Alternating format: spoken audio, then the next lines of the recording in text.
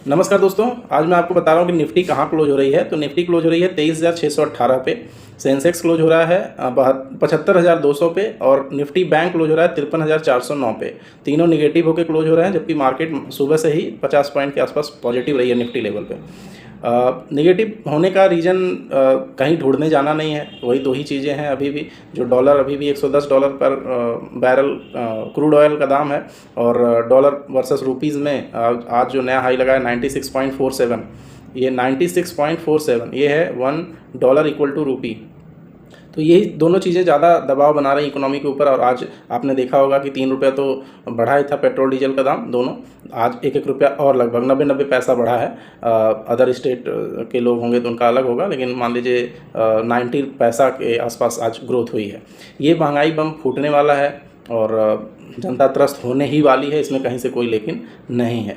State of Hormuz पूरी तरह से अभी भी ओपन नहीं है। अमेरिका और ईरान की वार्ता भी कहीं आगे इसको नियंत्रण हो जाएगा, ऐसा कुछ विचार नहीं करते दिख रही है। सब लोग अपना बचाव करने के लिए, अपनी इकोनॉमी संभालने के लिए लगे हुए हैं। कल मोदी जी का आपने भाषण भी सुना होगा जो नॉर्वे में उन्होंने दिया था इंडियन कम्युनिटी को होस्ट करते टाइम, मतलब इंडियन कम्युनिटी ने उन्हें होस्ट किया था वहाँ पे।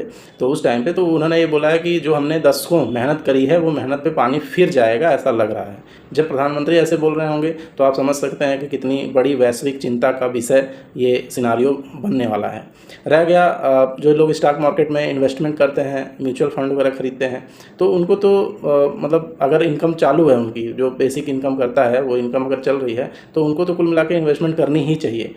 उसको कभी भी रोकना नहीं चाहिए, क्योंकि वही इन्वेस्टमेंट कंपाउंड होगी और लॉन्ग टर्म में अच्छी ग्रोथ देगी। आप देखोगे तो 2022 से पहले भी पेट्रोल डीजल के प्राइसेस पर डे चेंज होते थे, रोज़ रात को उसका अलग रेट होता था।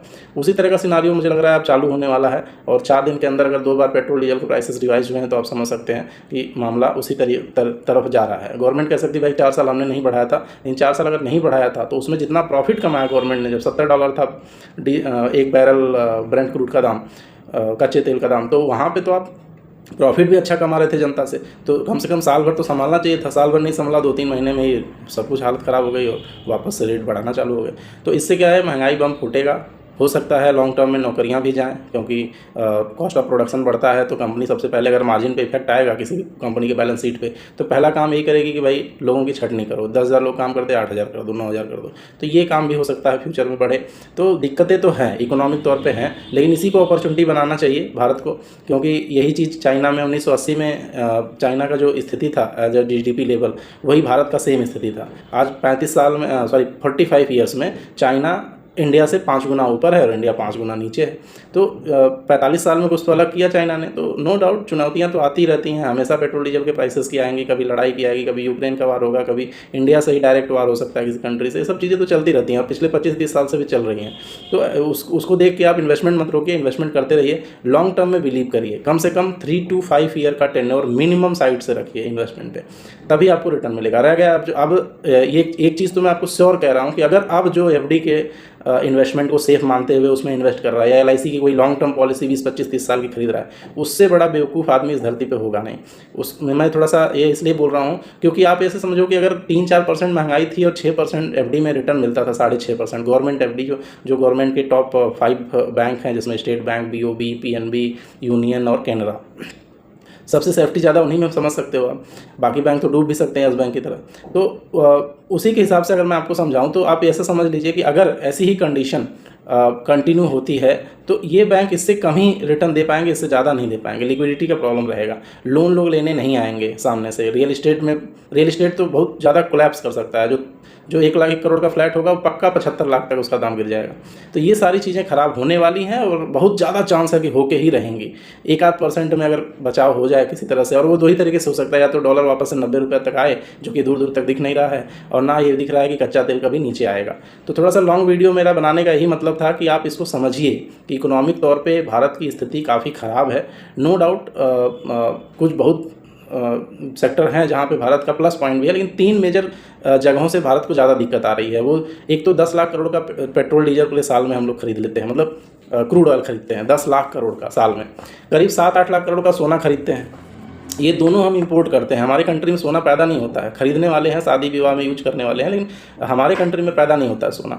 तो ये चीज़ें क्या दिखा रही हैं कि लॉन्ग टर्म व्यू जो भारत का है, अगर इस पर डिपेंडेंसी को कम नहीं किया गया, दूसरा हमने कुछ नया नहीं किया, हमने इनोवेशंस नहीं किए, हमने जो है AI रिलेटेड कोई अपनी कंपनी नहीं खड़ी कर पाए, जबकि हमारे यहाँ IT में TCS, इन्फोसिस, HCL, टेक महिंद्रा, ये विप्रो, ये सारी बड़ी कंपनी है जो जिनके पास कैश रिच कंपनी है, 50-60 हज़ार करोड़ रुपए का कैश लेके बैठी हैं, जो इनके खातों में पड़ा हुआ है अपने बैंक के, अपने कंपनी के करंट अकाउंट में।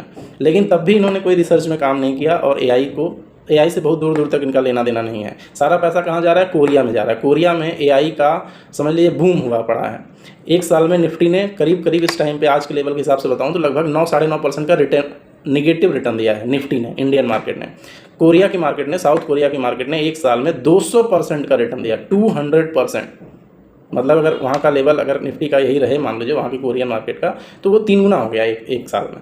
तो ग्रोथ का लेवल आप देखिए, ताइवान पैसा जा रहा है, ताइवान में भी इस तरह का चिप्स वगैरह ज़्यादा बनता है, वहाँ पे इसके टेक्नोलॉजी, AI रिलेटेड टेक्नोलॉजी को बूम मिल रहा है। भारत में थोड़ा बहुत क्या आ रहा है? डेटा सेंटर बनाने के लिए आ रहा है, मतलब ऐसे काम आ रहे हैं AI रिलेटेड कि जिनका बहुत फ्यूचर नहीं दिख रहा है, उससे रोज़गार पैदा होगा, उससे इकोनॉमी सुधर जाएगी, ऐसा कुछ नहीं दिख रहा है।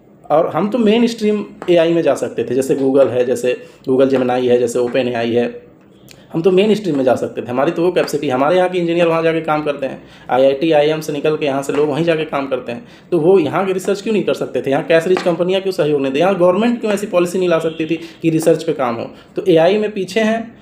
खाना और तेल खरीद के खाना है, खाना नहीं खाना है, लेकिन तेल खरीद के खाना है तो खाना महंगा पड़ेगा, क्योंकि 80 करोड़ लोग हमारे यहाँ उस पर रहते हैं, 5 किलो राशन के हिसाब से जीवन जी रहे हैं, जो गवर्नमेंट सहयोग देती है।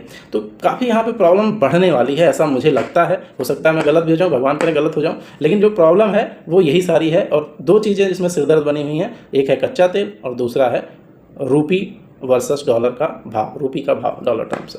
धन्यवाद दोस्तों। अगर वीडियो अच्छी लगी तो लाइक करिए, शेयर करिए, सब्सक्राइब करिए।